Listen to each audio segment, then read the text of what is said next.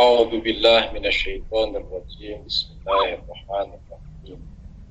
الحمد لله رب العالمين، وصلى الله على سيدنا أبي القاسم محمد وأهل بيته الطاهرين، ولعنة الله على أعدائهم أجمعين من الآن إلى يوم الدين.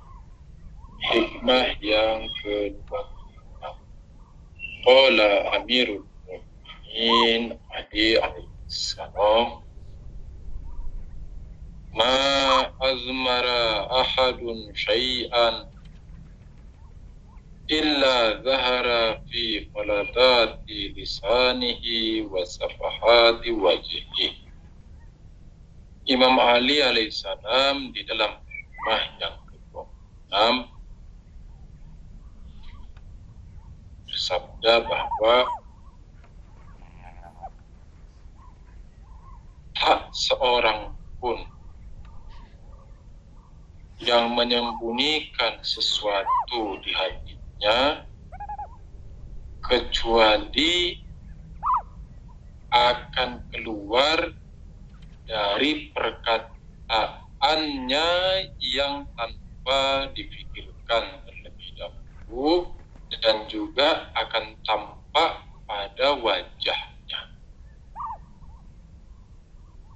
Jadi siapa saja, saya, Anda, mereka, dia, manusia mana saja yang menyembunyikan sesuatu di dalam hatinya, yang menyembunyikan sesuatu di dalam hatinya, relung hatinya, kalbinya, di lubuk hatinya, maka pasti akan tampak. Yang dia sembunyikan itu pasti akan tampak. Kapan? Yang pertama, fi falatati lisanih. Falatatul lisan, yakni orang yang berbicara tetapi tanpa dipikir dahulu, itu disebut falatatul lisan, yakni perkataan yang diucapkan tanpa dipikir terlebih dahulu. Amirul Mukminin Ali alaihissalam mengatakan, manusia mana saja yang menyembunyikan sesuatu di dalam hatinya dan menyembunyikan sesuatu di dalam lubuk hatinya, maka yang tersembunyi itu akan tampak kapan? Ketika dia berbicara tanpa dipikirkan. Ketika dia berbicara tanpa sebelumnya dipikirkan terlebih dahulu. Ini yang pertama. Yang kedua, wa fi sabahati wajhi, yakni pada apa istilahnya kalau kita di bahasa Indonesia itu suratan muka, atau air mukanya, atau suratan wajahnya, kan? Istilah di Indo ada dia suratan wajah atau suratan muka, yakni pada tampilan wujud kita, yakni pada tampilan wajah kita, maka sesuatu itu akan tampak. Berarti kita mau membahas 3 hal dari hadis ini. Yang pertama adalah bagian yang pertama dari hadis yang kita mau bahas adalah tentang sesuatu yang disembunyikan oleh setiap manusia di dalam hatinya. Yang kedua, bagaimana sesuatu yang tersembunyi itu tampak pada perkataan yang sebelumnya tidak dipikirkan terlebih dahulu. Dan yang ketiga, bagaimana pula sesuatu yang tersembunyi itu akan tampak dan zahir pada suratan wajah setiap manusia. Adapun yang bagian pertama, sesuatu yang tersembunyi di dalam hati manusia itu secara global atau secara umum bisa kita kategorikan menjadi dua hal. Yang pertama adalah sesuatu yang bernilai positif, yakni hal-hal yang baik, hal-hal yang semestinya dan selayaknya untuk dilakukan, ataupun hal-hal yang akan menuai pujian.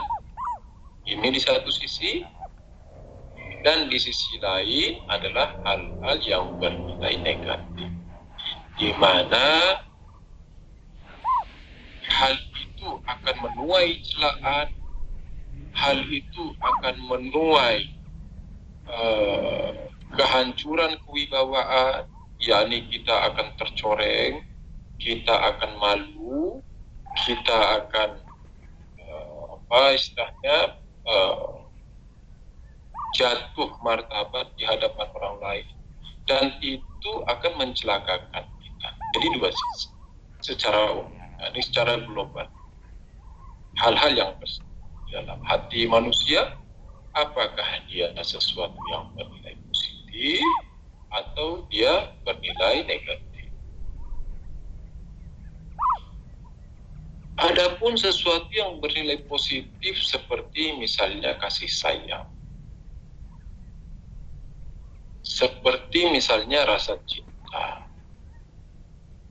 seperti persahabatan. Misalnya saya suka bersahabat dengan Pak Rahmat, saya suka bersahabat dengan Pak Adi, saya suka bersahabat dengan Pak Jaka, Pak Widodo, Pak Dodo, Pak Riza, Pak Fajar, dan juga teman-temannya.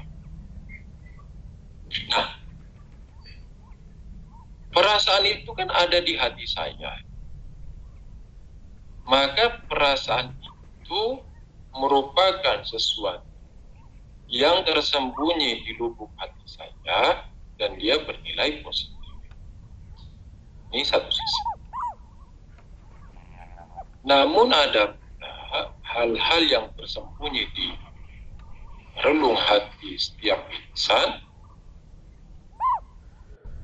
yang bernilai negatif, seperti kebencian, seperti rasa iri,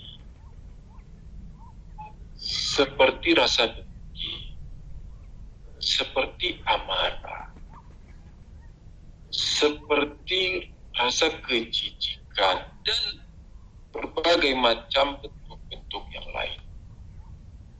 Contoh misalnya, hakikat seorang mukmin, maka dia tidak menyukai kezaliman. Hakikat seorang mukmin, dia tidak menyukai kezaliman. Ini membenci kezaliman. Ini positif. Tetapi misalnya pada satu ketika, nauzubillah, dan ini tidak layak terjadi dan tidak semestinya terjadi. Namun anggaplah suatu ketika ada seseorang alif misalnya membenci saudara seimannya, yakni si B, di dalam hidupnya. Nah, ini kebencian yang berbeda dengan membenci kezaliman, itu hal yang positif. Namun membenci saudara seiman, yakni mukmin, yakni Syiah, itu adalah kebencian yang negatif. Nah, itu tersembunyi di dalam relung, tersembunyi di dalam lubuk hatinya. Dikatakan kebencian ini atau rasa suka, kebencian atau rasa suka itu akan keluar dan akan tampak pada saat orang berbicara tanpa sebelumnya dipikir terlebih dahulu. Nah, beda kalau saya ngomong, antum melihat saya ngomong kan ada jeda, misalnya barang 5 detik, 10 detik, sebenarnya mau menunjukkan kalau saya sebelum ngomong itu berpikir dulu. Bolehlah sedikit ujuk-ujuk ya, sedikit sombong-sombong. Enggak, jadi terkadang misalnya seseorang lagi asyik ngobrol itu sesama sahabatnya, atau anggaplah yang umumnya biasa terjadi sih bagi ibu-ibu ya, misalnya ibu-ibu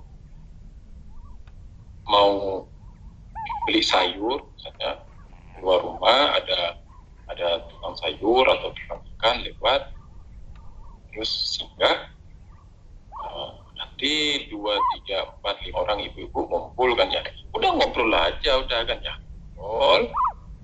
Nah, itu kan nggak dipikir dulu, masa iya ibu-ibunya nanya, kamu mau beli ikan apa, terus dipikir dulu. Beda pada saat kita mengajar, beda pada saat misalnya kita di kelas, berbeda pada saat kita mau menjelaskan sesuatu kepada orang lain. Itu mengharuskan kita untuk menyusun sebelumnya perkataan-perkataan kita, dan menyusun sebelumnya rangkapan-rangkapan akal, fahaman akal kita, sehingga mudah dipahami orang lain, lalu tidak keluar dari konteks pembahasan. Nah, ini kalau misalnya dalam kelas, dalam kajian. Namun beda kalau ibu-ibu lagi ngumpul, beli ikan atau beli sayur, terus 3-4 orang tetanggaan ketemu, itu masa iya mikir dulu ngobrol kan?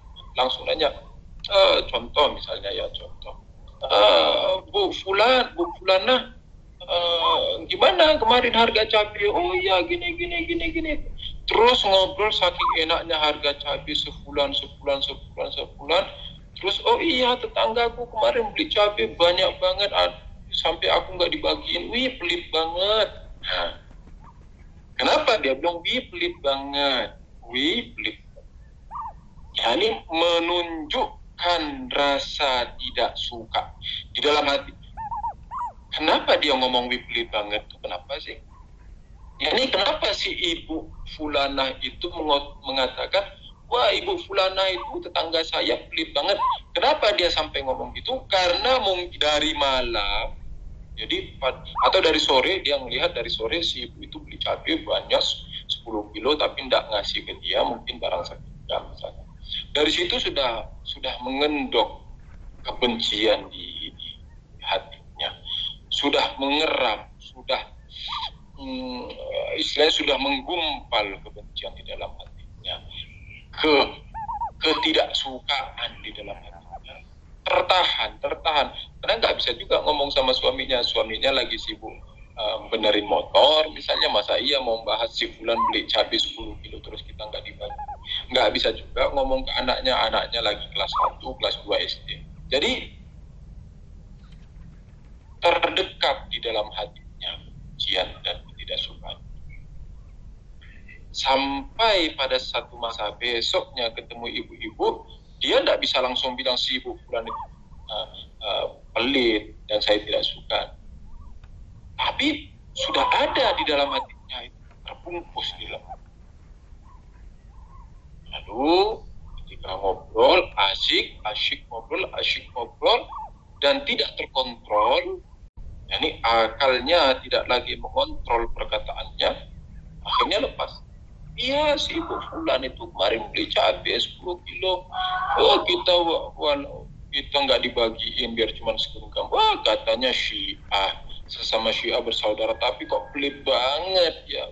Pelit banget. Nah, ini apa? Ini muncul, tampaklah kebencian itu, tampaklah yang dia sembunyikan sejak kemarin sore. Atau misalnya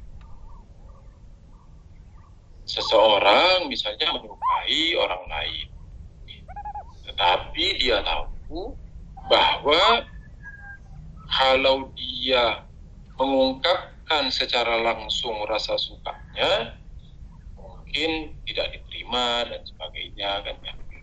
Yani mengungkapkan rasa suka mau menikah ini, jadi bukan pacaran, tidak mau menikah, tapi dia takut kalau diungkapkan mau melamar apa itu bakal ditolak lamarannya. Tapi terpendam di dalam hatinya rasa suka kepada pria itu atau pria kepada wanita itu terpendam di dalam hatinya dan menggebu sampai satu masa, satu ketika ngobrol sama temannya ngalur ngidul lepas bahas tentang pernikahan dan sebagainya, atau misalnya membahas tentang calon istri yang baik atau calon suami yang baik, akhirnya lepas dari mulutnya, iya saya itu suka sama si fulan, atau si laki-laki mengatakan saya suka sama si fulana itu dan mau melamar dia tapi tidak berani. Muncul yang ada di hati. Kapan? Ketika akalnya tidak lagi mengatur lidahnya.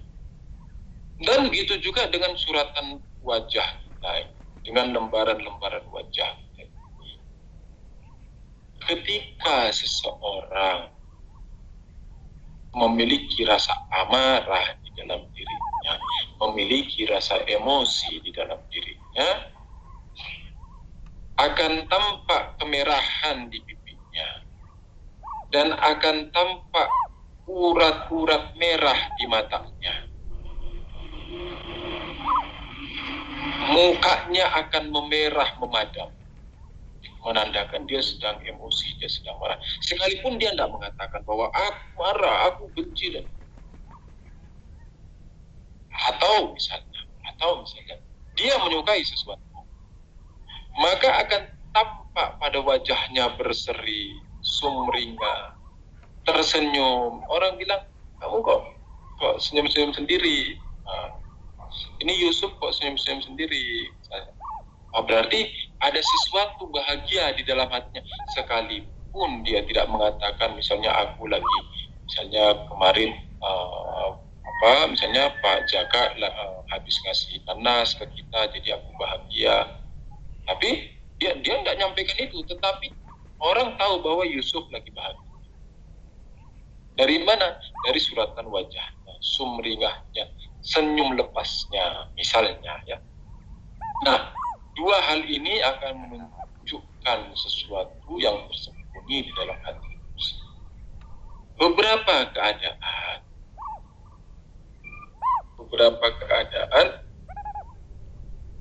menunjukkan sesuatu yang ada di hati kita itu hal yang baik. Istilahnya ibros.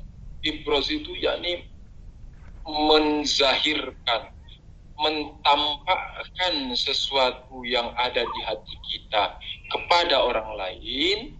Terkadang itu hal yang baik.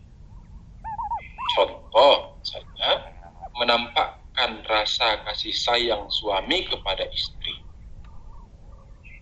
Suami misalnya memanggil istrinya Aziza, kekasihku, sayangku, cinta.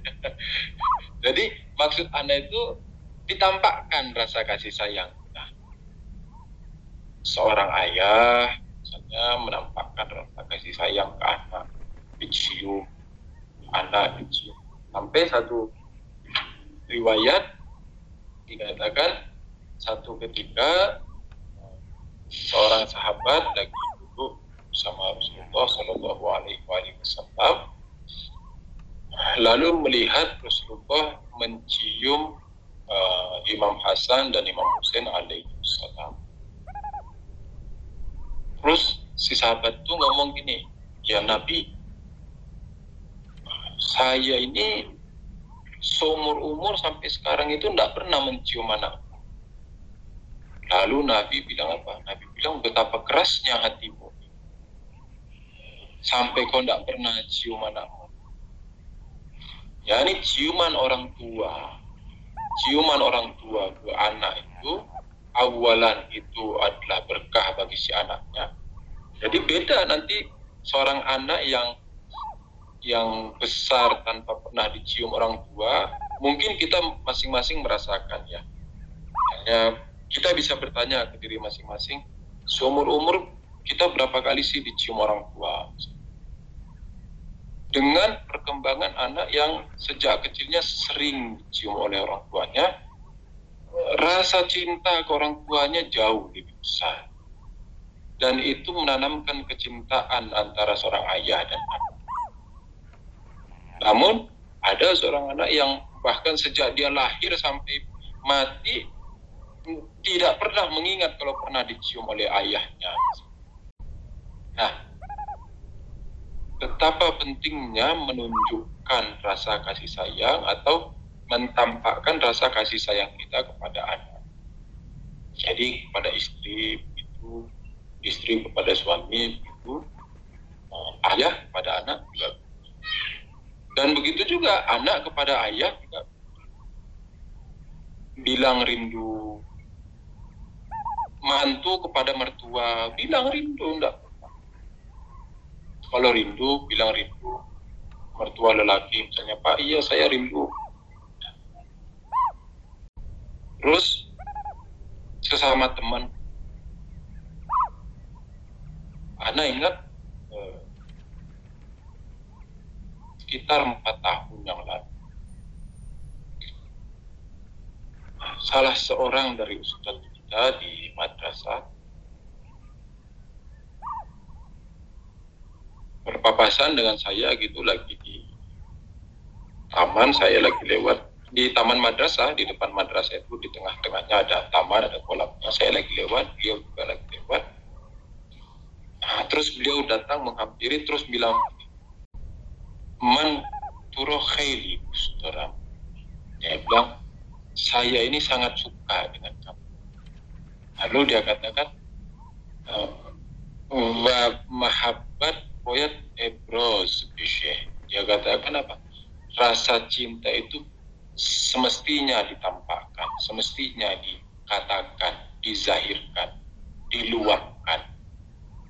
Dari situ saya belajar bahwa ternyata rasa cinta itu bukan justru dipendam. Rasa cinta itu justru harus ditampakkan. Ada terkadang seorang ayah mencintai anaknya, tetapi tak pernah sekalipun mengatakan khaili turodus doram. Nggak pernah sekalipun mengatakan, anakku, ayah sayang lo sama kamu. Seumur hidup tak sayang, ayahnya sayang. Tapi tak pernah mengatakan, anakku, ayah sayang lo sama kamu. Ayah sayang banget lo sama kamu. Sampai anaknya mati, nauzubillah, baru di situ dia tergopoh-gopoh, menangis-nangis, menjerit-jerit, berteriak-teriak, kaili turodus doram, anakku, aku sayang banget sama kamu. Lah sudah nggak ada gunanya, anakmu sudah nggak dengar. Begitu juga seorang anak. Seumur-umur sejak dia lahir sampai dia melihat ayahnya di liang lahat, tak pernah sekalipun mengatakan, ya aku rindu lo sama ayah, ya aku sayang lo sama ayah.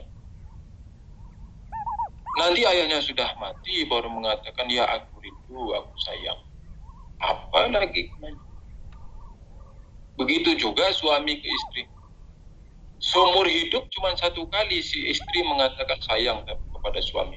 Dan seumur hidup begitu juga, suami hanya satu kali mengatakan sayang kepada istri. Kapan? Pada saat mau melamar.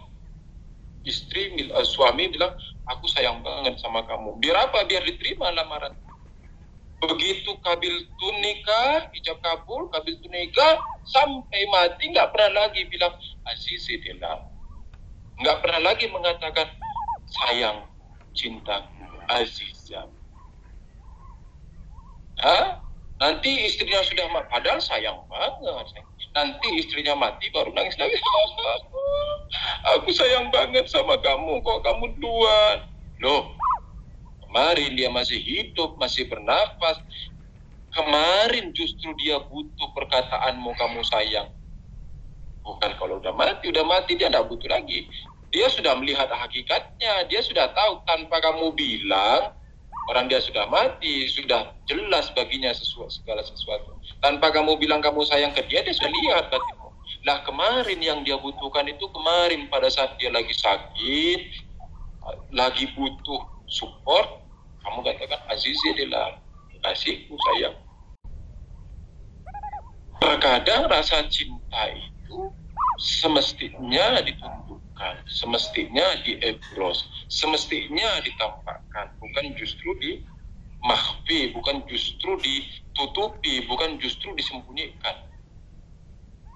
Namun terkadang sesuatu yang ada di hati itu selayaknya dan semestinya disimpan. Terkadang sesuatu yang ada di hati itu tidak selayaknya diungkapkan, tidak selayaknya dizahirkan, tidak selayaknya diucapkan, tidak selayaknya ditampakkan pada orang lain. Contoh misalnya terkadang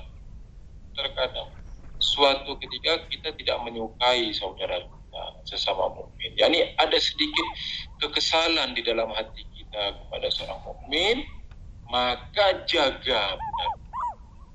Kapan kita menjaganya dengan benar? Pada saat akal menuntut kita. Kenapa? Karena tadi kita katakan pada saat seseorang berbicara, ngomong tanpa dikendalikan oleh akalnya, maka yang ada di dalam hatinya akan keluar. Nah, untuk mengontrol itu, maka akalnya yang harus memimpin dirinya. Ini jalan keluarnya satu. Atau ketika kita mengalami hal itu, yakni ada kesalahan di dalam diri kita kepada saudara kita, sama mukmin, secepatnya memaafkan. Pada saat itu secepatnya memaafkan. Nah, ini juga salah satu jalan sehingga kedengkian, kejengkelan, kekesalan di dalam hati itu tidak keluar. Segera pada saat itu juga memaafkan. Teringat nasihat yang baik bagi antum, sekalipun antum sudah menikah puluhan tahun. Ini merupakan nasihat yang baik. Ini bukan nasihat dari saya. Ini nasihat saya dapat dari marhum Ustaz Hasan Abu Ammar rahimahullah. Berkali-kali, ini bukan hanya satu kali, berkali-kali beliau menyampaikan bahwa ketika beliau dulu awal menikah dengan Bu Zainab, antum nanti bisa tanya sendiri Bu Zainab apakah yang saya sampaikan ini benar atau tidak. Tapi ini pengakuan dari marhum Ustaz Hasan Abu Ammar, pelajaran yang disampaikan ke saya. Dan itu saya praktekkan dalam hidup. Jadi pada saat awal menikah, hari pertama menikah, pada saat marhum Ustaz Hasan Abu Ammar rahimahullah menikah dengan Bu Zainab, pada hari pertama beliau langsung ikrar, yakni janji-janjian dengan Bu Zainab. Apa janji-janjiannya? Janji-janjiannya kita saling memaafkan selama di dunia. Yani kalau saya punya salah ke kamu, kamu maafkan saya. Kalau kamu punya salah ke saya juga maafkan kamu. Biar apa? Biar nanti kita tidak tarik menarik di akhirat sana. Kita di dunia ini saling rangkul, saling sayang, saling peluk, saling manja. Loh, nanti di akhirat saling tarik menarik. Kamu suamiku kemarin dulu itu misalnya apa? Kamu kurang menafkahi aku. Sini kau, tak ambil pahalamu. Si suaminya bilang, kamu bekas istriku, kan bekas kan, dulu di dunia, sekarang di akhirat sudah bukan istri lagi. Kamu yang dulunya istriku, iya kamu dulu istriku, tapi sekarang aku mau ngambil pahalamu. Loh, kenapa? Iya, karena waktu itu aku ngomong dan kamu membentakku. Kamu harus taatkan sama aku, tapi kamu membentak. Aku lagi ngomong ke kamu bentak. Nah, jadi di akhirat sana jadinya tarik menarik suami istri. Padahal waktu di dunia ya saling manja, ya saling sayang, kemana-mana pegangan tangan. Kalau jalan orang melihat, wah ini mesra banget suami istri, padahal di akhirat nanti gimana, tarik menarik. Kenapa tarik menarik? Karena sejak di dunia tidak saling memaafkan. Jika di dunia tidak saling nasihat yang baik, anjuran kehidupan yang baik. Antum juga ikrar ke istri, istri juga begitu ke suami. Sebelum telat, sebelum terlambat, ayo bang, ayo mas, ayo kang, ayo bang, ayo. Apalagi panggilan istilahnya ke suami. Begitu juga suami ke istri, ayo deh, ayo neng, ayo mbak yu, ayo mbok, apa segala macam. Kita saling ikrar, saling memaafkan. Kalau saya punya salah kamu sejak awal sampai nanti saya mati, mohon dimaafkan. Dan begitu juga kamu, apa saja kesalahanmu dari awal sampai akhir kepada saya juga memaafkan. Nah, ini nanti hidupnya enak. Hidupnya enak. Terkadang misalnya istri bilang, oh, tolong ya maafkan saya. Lalu apa jawaban suami? Suami mengatakan, saya sebelum kamu mengatakan toh kan tolong. Sebelum kamu mengatakan toh, kamu niat. Sebelum kamu niat mau minta maaf ke saya sudah maafkan. Nah, kan istrinya terus, wah suamiku kok gini banget ya. Itu juga suaminya, Azizam, sayang, nah, aku minta maaf ya gini. Terus istrinya jawab apa?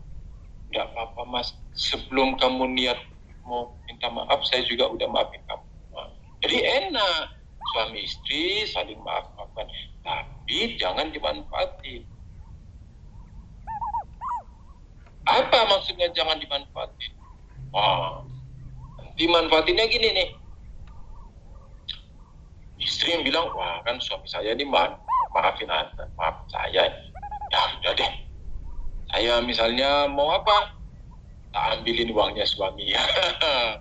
Suaminya udah capek-capek kerja, ngumpulin uang, buat apa? Ya buat makan kalian sebulan. Istrinya, ambil uang, buat apa? Buat misalnya beli tas baru, beli baju baru, beli sepatu baru yang tidak dibutuhkan. Atau misalnya kemana? Shopping lah, belanja lah. Istilahnya demam pencet. Istilahnya apa? Istilahnya demam pencet. Jadi tangannya itu demam mencet. Jadi apa istilahnya?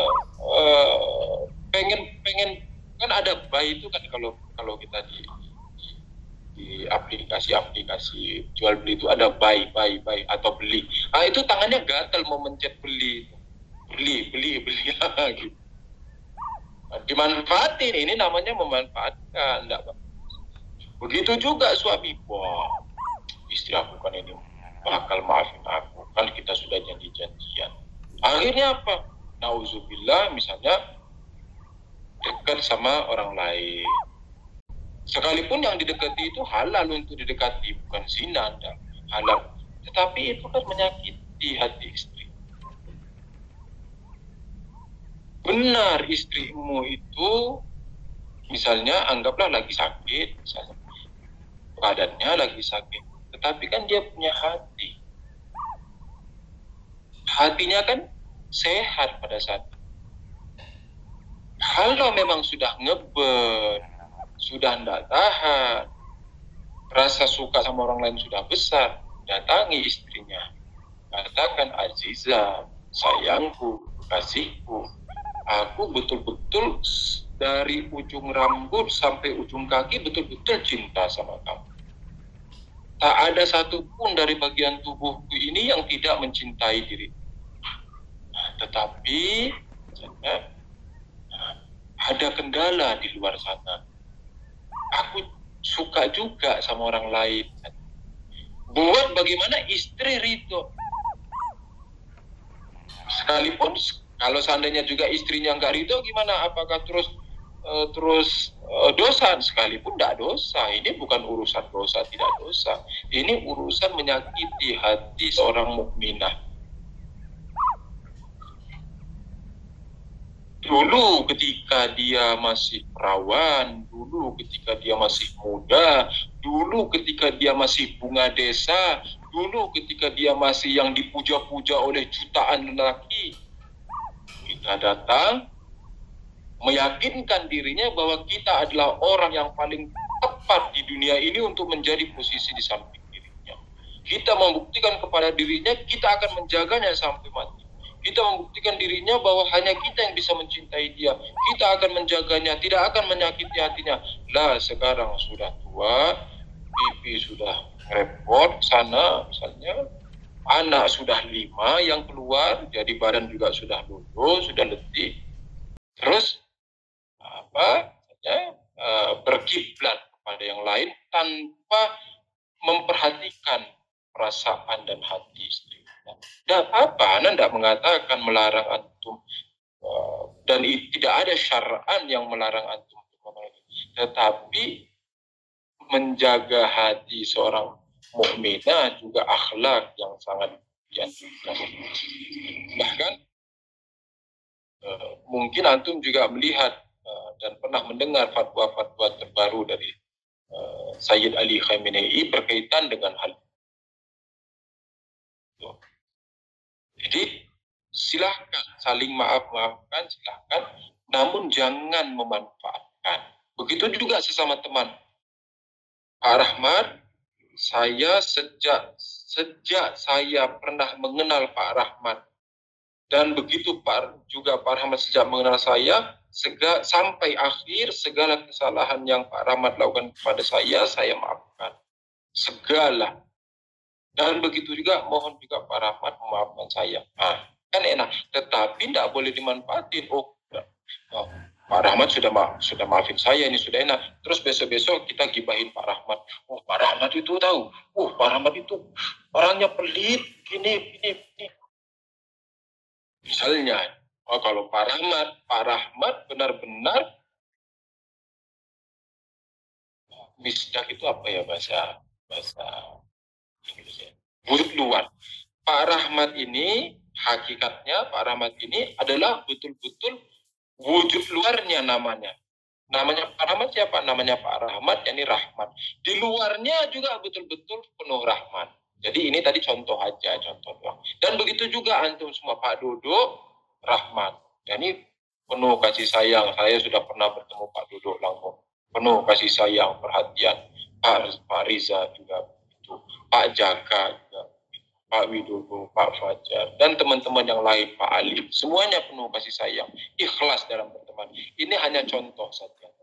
Jadi misalnya anggaplah kita bilang, Pak Rahmat sama Yusuf ini sudah ikrar, sudah janji bahwa kita saling memaafkan. Terus besok-besoknya Yusuf menggibah Pak Rahmat. Wih, Pak Rahmat itu pelit banget, gini. Kenapa? Dia sudah tahu bahwa Pak Rahmat kan memaafin saya.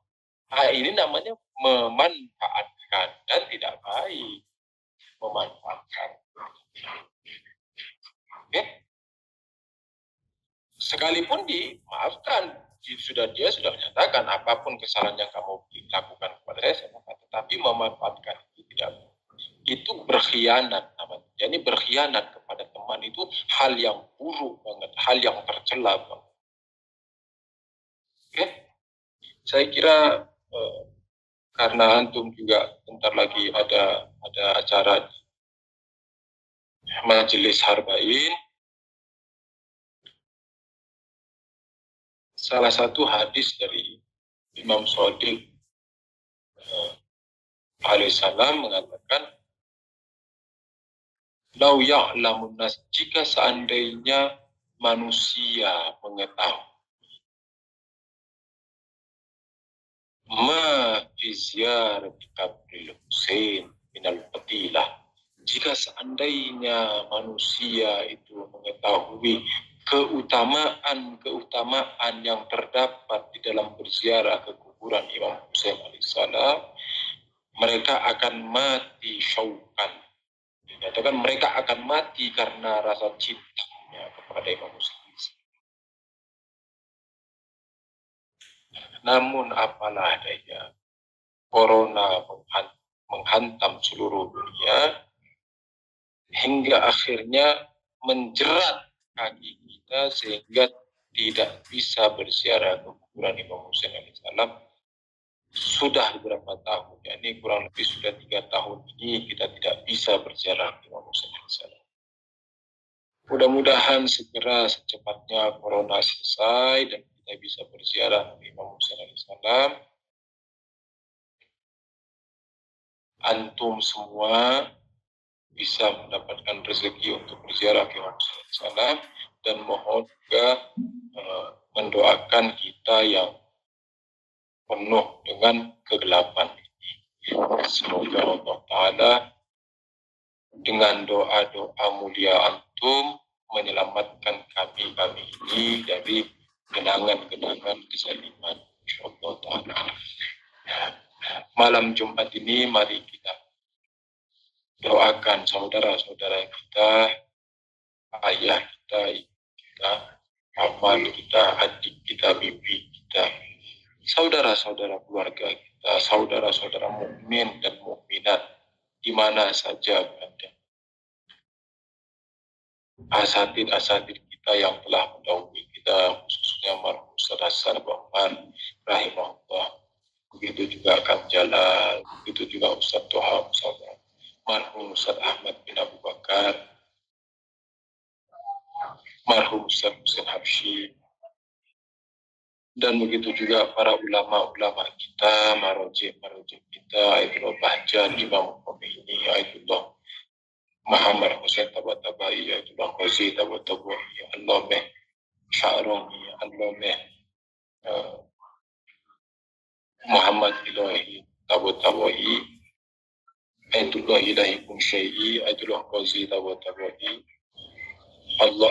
Aidullah Muhammad Taqi Omdi. Semoga Allah mengangkat derajat mereka semua dan memuliakan mereka semua dan mensucikan ruh-ruh mereka semua. Dan begitu juga kepada ulama dan marojik yang masih hidup, khususnya Rahbar Muazzam Aidullah Ali Khomeini Hafizahullah Damat Barakatuh, Aidullah Makor Shirozi, Aidullah Jawadi Omudi, Allame Hasan Zodi Omudi, dan terkhusus untuk kezuhuran Imam Zaman Ajalallah Wajah Syarif dan keselamatan beliau Ajalallah Wajah Syarif. Al-Fatihah ma'as-salamat. Billahi taufiq wal hidayah. Assalamualaikum warahmatullahi wabarakatuh.